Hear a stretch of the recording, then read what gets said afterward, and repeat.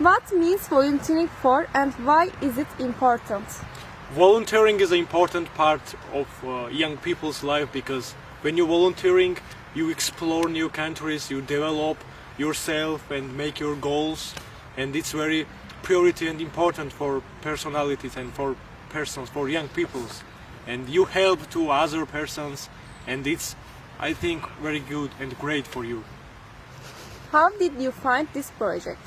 I find this project in Facebook, in Georgian organization named Umbrella, and after that I applied, and also Croatian side and Impress called me, and I am now still in Daruvar. What do you want to do for the society? I want to create and make like a new projects for young people, for people who have problems in health problems, and I would like to create and have new ideas with them and help with them. Thank you so much. Point. Thank you.